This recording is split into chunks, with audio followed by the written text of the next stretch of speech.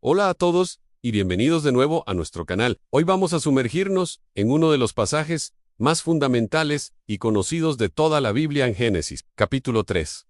Este capítulo no es solo una historia antigua, es la historia que explica el origen del sufrimiento, del mal y de nuestra separación de Dios. Es la historia de la caída del hombre, un evento que cambió el curso de la humanidad para siempre. Así que, prepárense, abran sus Biblias o simplemente escuchen atentamente, porque lo que vamos a explorar hoy tiene implicaciones profundas para cada uno de nosotros. Todo comienza en un paraíso. El jardín del Edén en Dios había creado a Adán y Eva y les había dado un hogar perfecto. Tenían todo lo que necesitaban, una comunión directa y sin barreras con su Creador, y una sola regla muy clara. Dios les dijo: pueden comer de todos los árboles del jardín, pero del árbol de la ciencia del bien y del mal no comerán, porque el día que de él coman, ciertamente morirán. En una advertencia clara y directa. No era una regla para limitarles, sino para protegerles y mantener esa relación perfecta. Pero entonces, aparece un nuevo personaje en la escena, y aquí es donde la trama se complica. Génesis 3, versículo 1, nos presenta a la serpiente. La Biblia la describe como más astuta que todos los animales del campo que Jehová Dios había hecho. Ahora, es importante entender que esta no es una serpiente cualquiera. El libro de Apocalipsis más tarde la identifica como Satanás, el diablo, el engañador, y su objetivo es claro: sembrar la duda y destruir la relación de la humanidad con Dios. La serpiente se acerca a Eva y le hace una pregunta aparentemente inocente, pero cargada de veneno: ¿con que Dios les ha dicho, a no coman de todo árbol del huerto? Fíjense en la táctica. Primero, distorsiona las palabras de Dios. Dios había dicho que podían comer de casi todos los árboles, pero la serpiente lo exagera, para que el mandato de Dios suene restrictivo y tiránico. Eva responde, corrigiendo a la serpiente, pero añade algo que Dios no dijo: ni lo tocarán, para que no mueran. Esto revela que quizás ya había una pequeña semilla de incertidumbre o miedo en su corazón, y es en ese momento de duda que la serpiente lanza su ataque frontal. Le dice a Eva: no morirán. Esta es la primera mentira registrada en la Biblia, una contradicción directa a la palabra de Dios, y no se detiene ahí. Continúa con una tentación aún más poderosa, sino que sabe Dios que el día que coman de él, serán abiertos sus ojos, y serán como Dios, sabiendo el bien y el mal.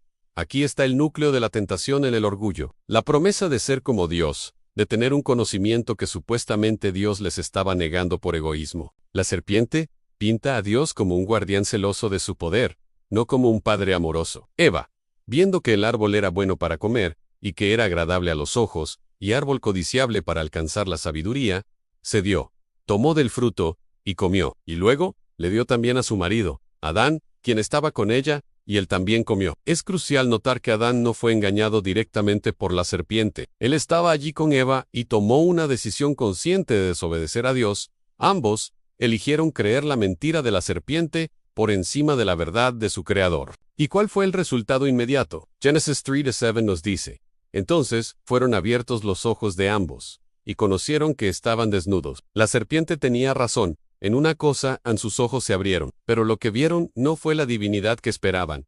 Vieron su propia vulnerabilidad, su vergüenza. La inocencia se había perdido para siempre. Su primera reacción fue intentar cubrirse, cosiendo hojas de higuera para hacerse delantales. Intentaron solucionar por sus propios medios el problema que su pecado había creado. Pero el problema era mucho más profundo que la desnudez física. Era una desnudez espiritual. La comunión perfecta con Dios se había roto. Y esto se hace evidente en la siguiente escena. Oyeron la voz de Dios que caminaba por el jardín, como solía hacerlo. Pero esta vez, en lugar de correr a su encuentro, Adán y Eva se escondieron. El miedo había reemplazado a la confianza. Dios llama a Adán. ¿Dónde estás tú? No es que Dios no supiera dónde estaba. Era una pregunta para que Adán reflexionara sobre su nueva condición, sobre la distancia que ahora lo separaba. Adán responde: oí tu voz en el huerto, y tuve miedo, porque estaba desnudo, y me escondí en Dios.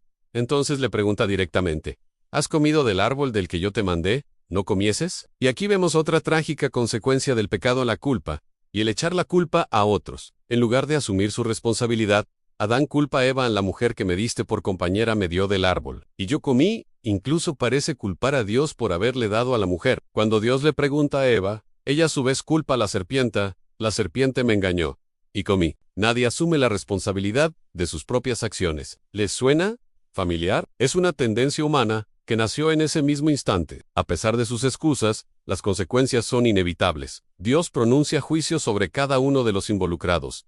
Primero, a la serpiente. Es maldecida por encima de todos los animales y se arrastrará sobre su pecho. Pero en medio de esta maldición, Dios da la primera promesa de redención, lo que los teólogos llaman el protoevangelio. Le dice a la serpiente: y pondré enemistad entre ti y la mujer, y entre tu simiente y la simiente suya. Esta te herirá en la cabeza, y tú le herirás en el calcañar anesta. Es una increíble profecía sobre Jesucristo. La simiente de la mujer se refiere a un futuro descendiente que aplastaría la cabeza de la serpiente, es decir, derrotaría a Satanás, aunque en el proceso sería herido en el calcañar, una referencia a la crucifixión. Justo en el momento más oscuro, Dios ya estaba revelando su plan de salvación. Luego, Dios se dirige a la mujer. Sufriría dolor en el parto y su relación con su marido estaría marcada por el conflicto. Aunque desearía estar con él, para el hombre, el trabajo, que antes era una actividad gozosa, se convertiría en una labor ardua y frustrante. La tierra misma es maldecida por su causa, produciendo espinos y cardos. Y finalmente, se pronuncia la sentencia que Dios había advertido a la muerte: pues polvo eres, y al polvo volverás. En la muerte física,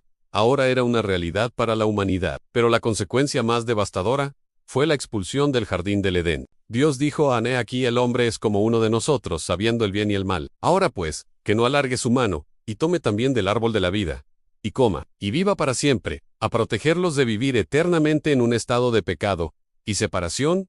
Dios los expulsó, y puso querubines y una espada encendida para guardar el camino al árbol de la vida. La puerta al paraíso y a la comunión directa con Dios se había cerrado. Esta historia es el diagnóstico de la condición humana. Explica por qué hay dolor, sufrimiento, vergüenza, miedo y muerte en nuestro mundo. Todos nosotros, como descendientes de Adán y Eva, hemos heredado esta naturaleza pecaminosa y esta separación de Dios.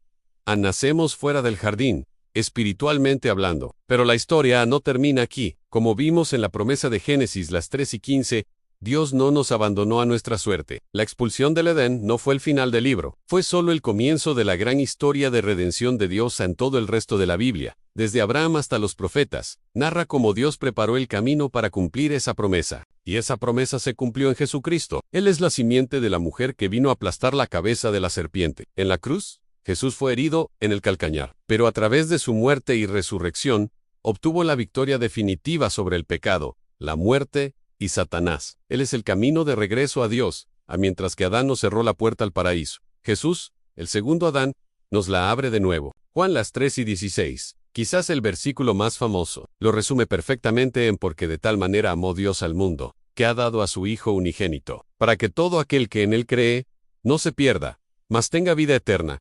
En Génesis 3, nos muestra la profundidad de nuestro problema, pero también resalta la increíble grandeza de la solución de Dios.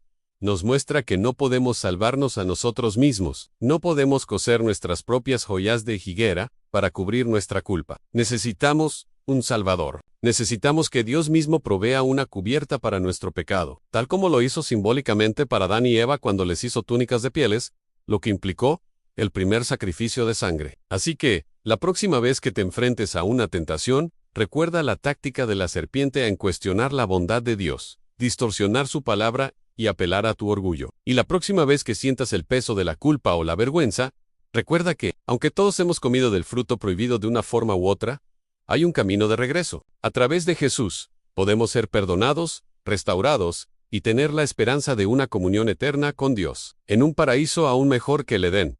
Gracias por acompañarnos en este estudio profundo. Espero que te haya dado una nueva perspectiva sobre esta historia fundamental y sobre el increíble plan de amor y redención de Dios. Si te ha gustado este video, no olvides darle like, compartirlo con alguien que necesite escucharlo y suscribirte a nuestro canal para más contenido como este. Nos vemos en el próximo video. Bendiciones.